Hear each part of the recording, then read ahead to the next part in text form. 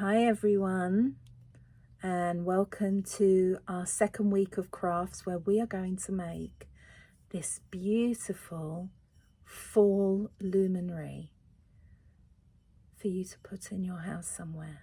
And look, this is what it looks like in the dark. I'll just put the lights back on. You see, so it's a jar that you're going to cover with colours, and then you're going to make some tree silhouettes, some tree cutouts. Okay, so are you ready to make this? Okay, bye. Okay, hi. So this week we are going to be making a fall luminary, which is basically like a little lantern. We're going to make a decorative lantern using this jar, and we're also going to need tissue paper in fall colours. My colours might be a bit different to yours. When I went to the store to get them, everyone had clearly decided they were going to do lots of Halloween and Thanksgiving crafts. So I had a sort of limited range of colours I could use. You should have some brown construction paper. You're going to need scissors, a pencil, a brush, and some glue. I'm using Mod Podge. You should have Elmer's glue. It's all the same. It's a white glue that dries clear. That's the really important thing. And obviously a jar and one of these cool little fake candles. Make sure you pull the little plastic thing out the back, and then they will turn on. There we go, see? And that's going to go inside our luminary. So shall we get started? Great. Okay, the first thing we're going to do is a really fun thing. We are going to tear up some tissue paper into little pieces. So this is going to make it look like all the beautiful colours on our fall trees. And we have had a really beautiful fall this year in Michigan. We're very lucky. So time to make a little bit of mess. So don't tear them too big. Try and tear them about the size of your thumb. So you just want some little pieces, and you're just going to tear. And you probably don't need to tear the whole paper up, just a little bit of it. If you do a big bit, just tear it in half. So this is kind of a fun thing to do. And I would imagine at this point, I'm going to speed the video up.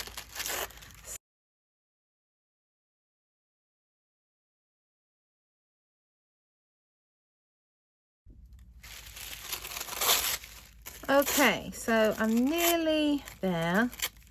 I am trying to make sure I've got more than I need, because very soon we are going to get very gluey, and it's going to be better if you have too much paper than not enough, because there's nothing worse than trying.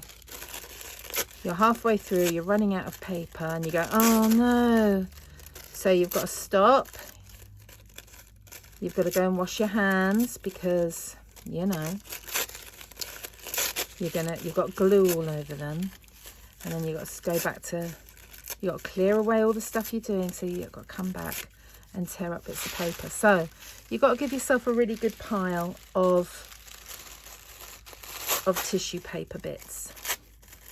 Doesn't matter if you do too many, but it's a bit of a pain. I mean, it's not the end of the world, but it's a bit of a pain if you don't have enough. So I'm just gonna, a little bit of each. Okay, I think that's enough. See, already it looks like a big pile of leaves. Isn't that cool? Can you see that? Okay, now we're gonna put these to one side, because we are about to get gluey. Okay, so this is where we're going to start to get messy. So we've got our jar. You don't need the lid. You can keep hold of it for later, but you don't need it at the moment. And you're going to use your glue, and you're going to need a brush. Now I've got a little pot here that I can pour, oh goodness me, some of my glue into, because I'm sort of near the bottom. So I'm going to pour some of that out there. You could do that on a paper plate or a cup or something, as long as you clear it, you know, you wash it out quickly after you've used it. but it just makes it a little bit easier. And all you're going to start off by doing with your brush is you are going to start adding some glue to your jar. Now, you don't want to do it all over. Why is that? Because then it becomes very hard to hold. So you just want to work in sections. So I'm just going to work on this section. This is kind of a handy jar because even though it's rounded, it is kind of square. So it's got faces. So I'm going to do that. Now, don't forget, after you've used up you've done one lot of session with your glue, you need to make sure you wash your brush because you don't want your brush to go stiff. And I'm just going to start adding some tissue paper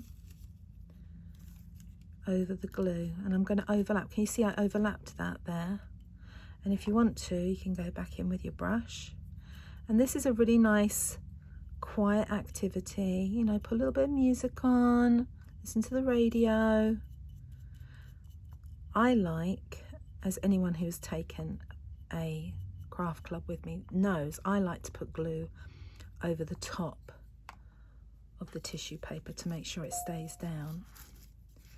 So here we go. I'm going to start gluing this, and we're going to do this on all our sides. So there is a little bit of drying time with this. I would work on a side, let that dry, then work on another side and let that dry. So in between those drying times, in between those working on, you have to make sure that you're washing your brush because it will go hard, and then it can be very hard to use it again. You know, even if you run it underwater, sometimes it doesn't come back. The brushiness doesn't come back. I think that makes sense, doesn't it? And I'm working really carefully. Don't worry if it goes wrinkly. I kind of like that. I kind of like the wrinkliness on it. I'm just going to keep going.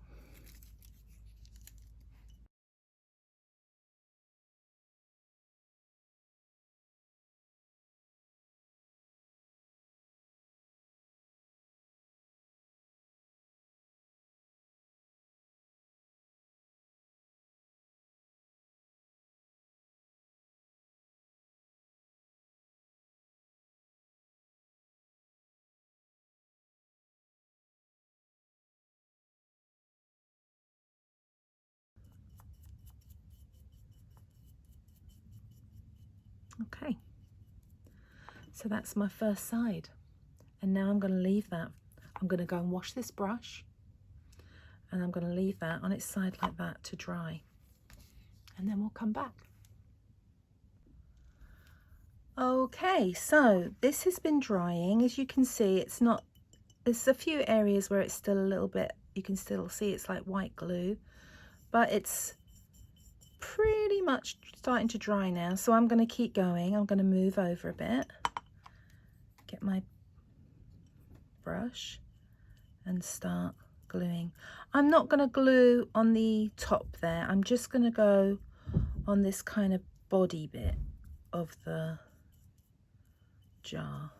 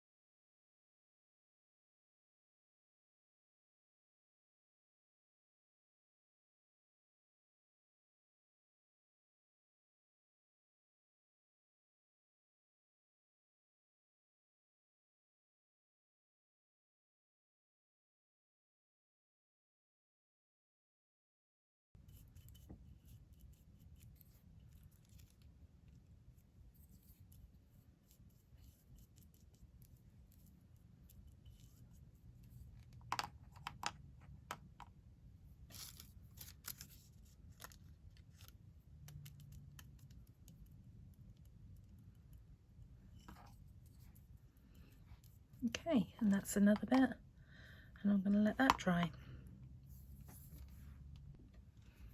Okay, and we're going to keep going.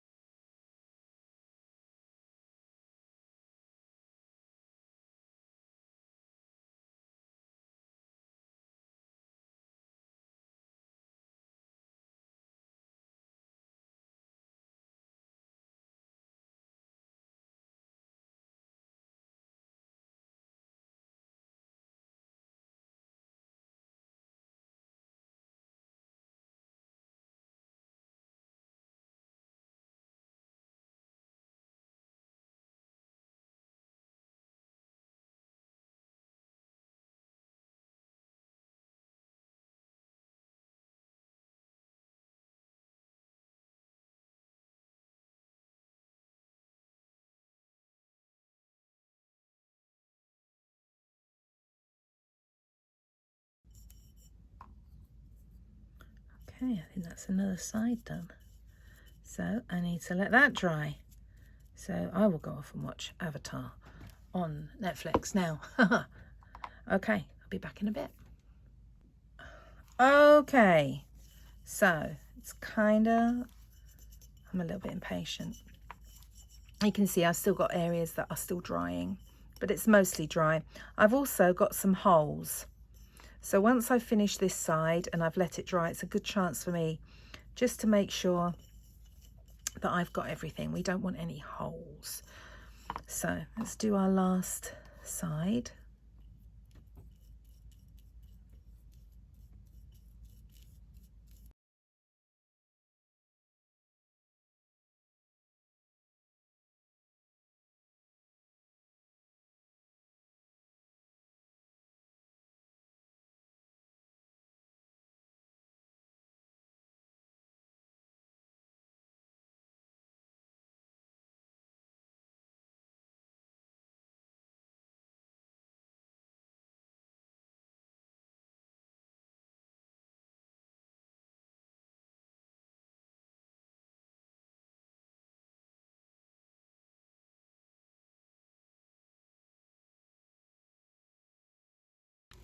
Okay, and I had a hole. Where did my hole go? There it is. There's a hole there. So I'm just going to put a little bit over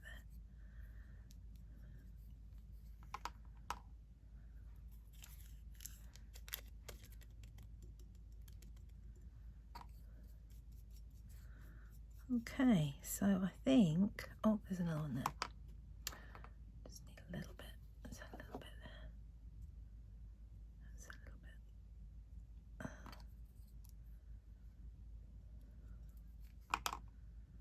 So it's good practice just to check over your lantern and just to let it dry completely. So what we're going to do next is, now that we've got that lovely beautiful covering, all those lovely fall colours, we're going to let that dry, and then we're going to make the tree and stick that on.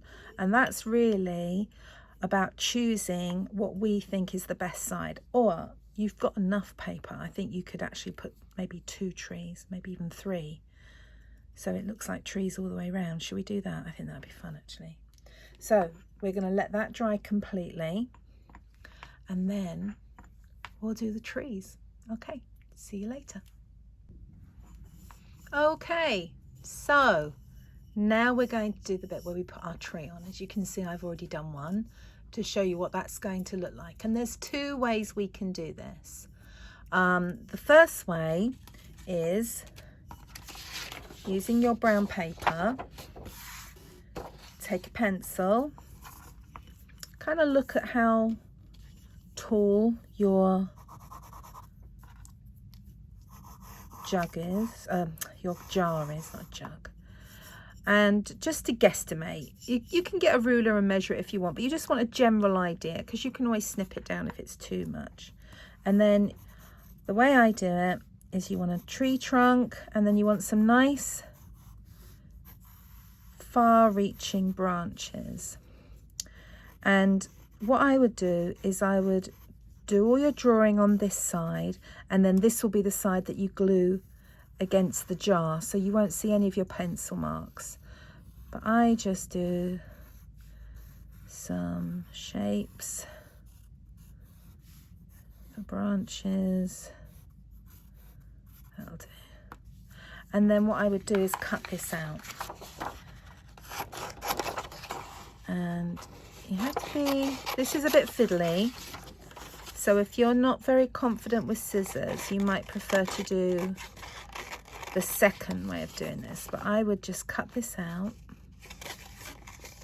You don't have to be completely accurate, you're just going to use those pencil lines as a guide, because no one's going to see those, because we're going to glue this side against the jar, so that's all going to be hidden. So take your time. I'm rushing a little bit here, but I want you to take your time.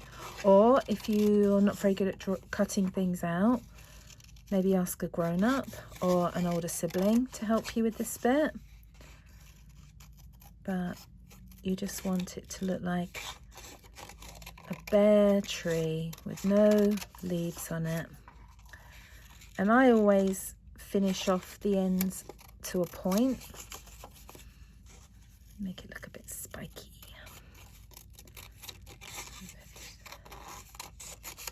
Put that there.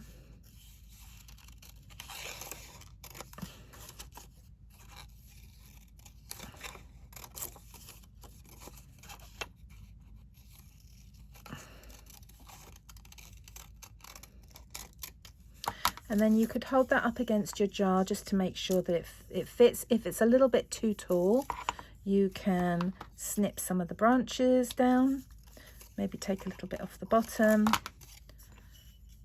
and then see, that would fit kind of nicely there. And then you would glue the side where all my pencil lines are. And the nice thing is as you're doing that, you can get the brush, as long as you get it fixed on there with a bit of glue, then you can kind of go behind it, add a little bit of glue all over, and that's how you would get your tree looking like that. The other way that you can do this is cut some odd shapes, long thin shapes like I've done here. So, and I'll show you how to do the tree this way. So I'm going to use that as my trunk. Get my glue. When you're doing this, either put some newspaper or, you know, like one of the sort of flyers from the shops down that no one really tends to use. Just make sure no one is going to use it in case it's got coupons on it. But use that to glue on top of, just so that you're not getting glue over your kitchen table or your dining room table or your coffee table or whatever sort of table you're working at. And then I'm just going to use different lengths of brown to build up my tree branches. And again, if I need to, I'm going to get a little bit of glue underneath there. It dries clear. Glue's clear, Miss Janie, forgetting words. And if I'm not sure, see, I can just cut a piece. Oh look, shocker, there's a train in Plymouth. I'm just going to glue that one down. And you can build your tree up that way. And that's a slightly easier way, especially if you're not very confident cutting with scissors, because that is a bit of a... So that's a skill we pick up over time. So if it's you're not quite sure,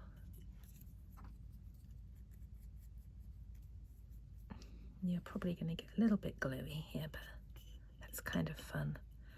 That's going to be a little bit long, so I'm going to give that a snip, give that a little tree haircut. Have another, oh, that'd be a good one there. And there we go. That's how we get our tree branches. Make sure, try not to leave any gaps so it looks like a complete tree. And then how many branches you do, that's entirely up to you. You can do as many as you want.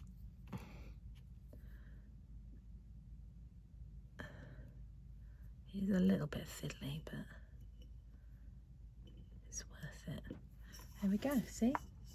And now, once that's all dry, the fun bit, you get your candle and you pop your candle inside, and then, can you see, I'm going to film this from, I'm going to turn all the lights off, so just hang tight. Okay, and here it is with the candle flickering inside. Quite pretty, isn't it? Look at that. And then wait until you see, I'm going to turn all the lights off and you'll see how that looks. Just hold on.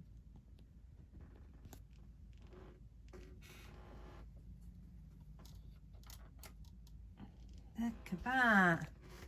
How pretty is that? So I hope you have fun making this. I would love to see your finished fall luminaries all aglow. I think I'm going to put mine on my porch. Okay, have fun, kids. Bye.